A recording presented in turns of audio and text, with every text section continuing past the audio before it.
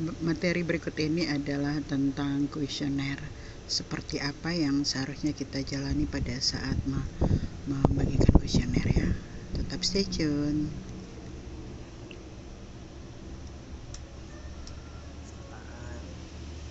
Oh iya, kalau misalnya ada yang nanya, apakah existing sources dulu atau survei dulu?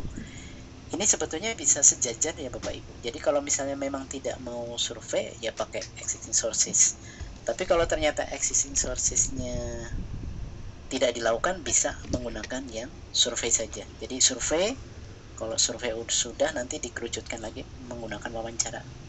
Jadi untuk existing dan survei ini sejajar. Kemudian untuk pendalamannya, dua-duanya harus menggunakan wawancara. Ini kembali lagi terkait dengan kesediaan SDM, waktu dan biaya yang dimiliki oleh perpustakaan. Nah, pertanyaan selanjutnya adalah ini. Kebutuhan informasi berdasar level urgensi. Misalnya untuk level coping information. Nah, ini butuh apa saja? Ya, misalnya jawab kuliner. Kemudian untuk level berikutnya dia butuh informasi tentang apa. Jadi ini lebih ke subjeknya dulu, belum ke judul bukunya, lebih mengerucut ke subjeknya dulu. Pertanyaan keempat sampai ke bagian 2, dia juga perlu ditanya. Saya lebih suka menggunakan informasi dalam format tercetak, video, audio, atau bentuk jurnal atau digital. Kemudian di bagian 3 lanjut pertanyaan-pertanyaannya seperti itu. Bagian 6. Nah, kalau ini sudah, kita buka contoh kuesionernya. Oh, ini udah ya, ini udah diisi seperti ini. Ini udah disilang-silang. Nah, lalu kemudian direkap dalam bentuk Excel. Baik, ini sudah rekapan Excel. Seperti ini contohnya. Jadi yang tadi sudah disilang-silang kita masukin. Seperti ini hasilnya. Jadi isinya 1. Nanti yang tidak disilang berarti 0, nggak usah diisi. Contohnya di profil. Di kuesioner 1 itu respondennya laki-laki. Berarti checklistnya di angka 1-nya di laki-laki. Kemudian usianya di 13 sampai 17. Kemudian seperti ini.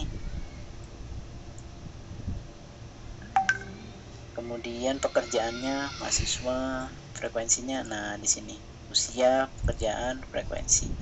Jadi pertanyaannya dibuat ke kanan, isiannya dibuat ke bawah. Nah, 1 sampai 12 adalah jumlah responden yang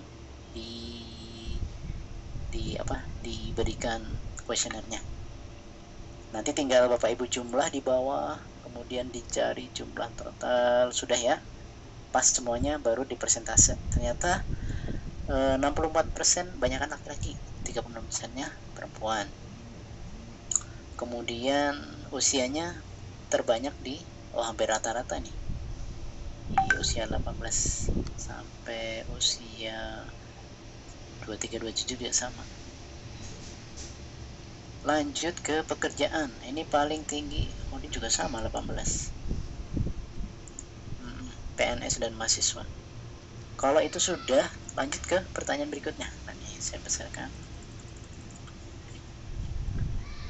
Iya, berpacu dengan waktu. Kita lihat. Ini tadi yang subjeknya ya.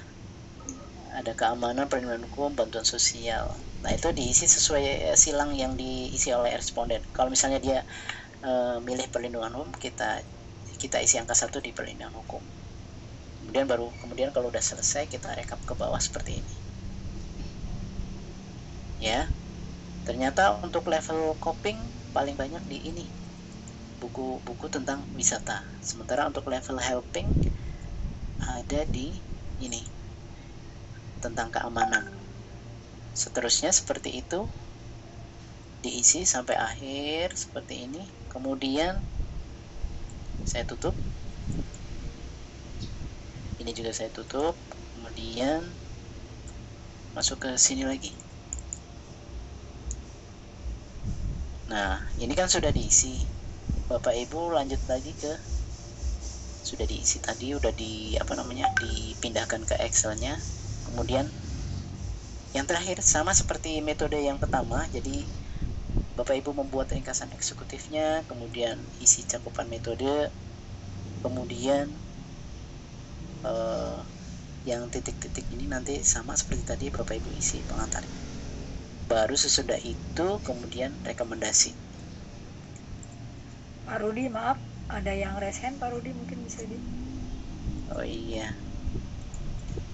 Baik, sedikit lagi ya Bu. Mungkin mau bertanya kali beliau. Diambil dulu. Nanti saya sediakan sesi untuk tanya jawab. Sebentar, sedikit lagi untuk yang wawancara. Karena ini tidak bisa dipraktekkan, hanya ditunjukkan saja. Nah, kalau wawancara seperti ini tadi sudah saya jelaskan di awal. Ada perkenalan, kemudian pembuatan pedoman dulu, kemudian validitas pedomannya dulu, validitas pedomannya, kemudian baru kita bisa melakukan wawancara.